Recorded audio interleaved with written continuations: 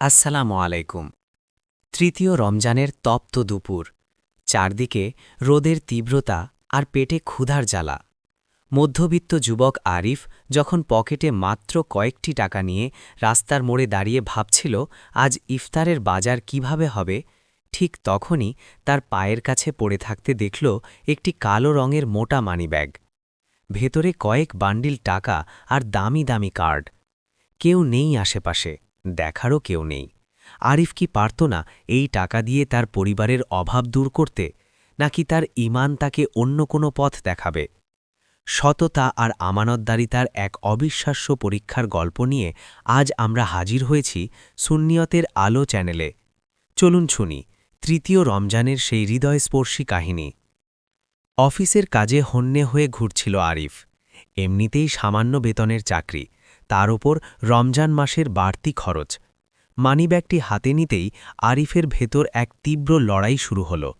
শয়তান তার কানে ফিসফিস করে বলছিল, আরিফ, এটা তো তোমার জন্য আল্লাহর পক্ষ থেকে উপহার।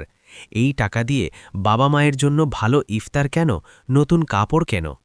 কিন্তু ঠিক সেই মুহূর্তে আরিফের কানে তার মরহুম বাবার একটি কথা তীরের মতো এসে বিঁধল। তার বাবা বলতেন, বাবা, পেট খালি থাকলেও যেন ঈমান খালি না হয়। আরিফ দীর্ঘশ্বাস ফেলে কার্ড বের করে দেখল। সেটি শহরের এক বড় ব্যবসায়ীর ব্যাগ।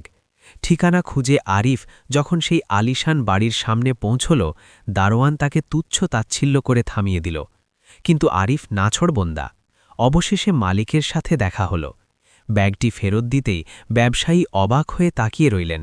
গুনে দেখলেন একটি টাকাও কম নেই। তিনি খুশি হয়ে আরিফের দিকে কিছু নোট বাড়িয়ে দিলেন বকশিশ হিসেবে। কিন্তু আরিফ মৃদু হেসে বলল, স্যার, আমি টাকার লোভে আসিনি। আমি এসেছি আমার ঈমান বাঁচাতে।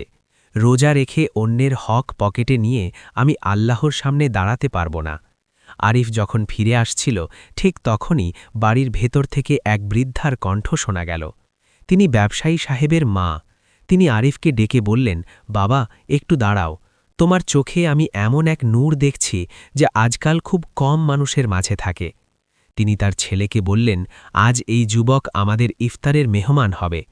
সেদিন ইফতারের আগে ব্যবসায়ী সাহেব আরিফকে জানালেন, তার কোম্পানিতে এমন একজন সৎ ক্যাশিয়ার তিনি বহুদিন ধরে খুঁজছিলেন। তিনি আরিফকে বর্তমানের চেয়ে ৩ গুণ বেশি বেতনে নতুন চাকরির নিয়োগপত্র তুলে দিলেন। আরিফ সেদিন কেবল একটি মানিব্যাগ ফেরত দেয়নি, সে প্রমাণ করেছে যে আল্লাহর ওপর ভরসা রেখে যে ব্যক্তি শতকা আঁকড়ে ধরে, আল্লাহ তাকে কখনোই শূন্য হাতে ফেরান না। তৃতীয় রমজানের এই শিক্ষা আমাদের এটাই শিখিয়ে দিয়ে গেল যে হারামের চাকচিক্যের চেয়ে হালালের সামান্য উপার্জন অনেক বেশি মর্যাদার। প্রিয় দর্শক, আরিফের এই সততা কি আপনার মনে কোনো রেখাপাত করেছে? আজকের এই স্বার্থপর পৃথিবীতে এমন আমানতদার মানুষ কি এখনও খুঁজে পাওয়া সম্ভব? আপনার মূল্যবান মতামত কমেন্টে অবশ্যই জানান। ভিডিওটি ভালো লাগলে লাইক দিন এবং আপনার প্রিয়জনদের সাথে শেয়ার করে এই রমজানের সততার আলো ছড়িয়ে দিন। দেখা হবে আগামীকাল চতুর্থ রমজানের নতুন কোনো শিক্ষামূলক গল্প নিয়ে। ততক্ষণ পর্যন্ত মহান আল্লাহ আমাদের সবাইকে আমানতদার হওয়ার তৌফিক দান করুন। আমিন।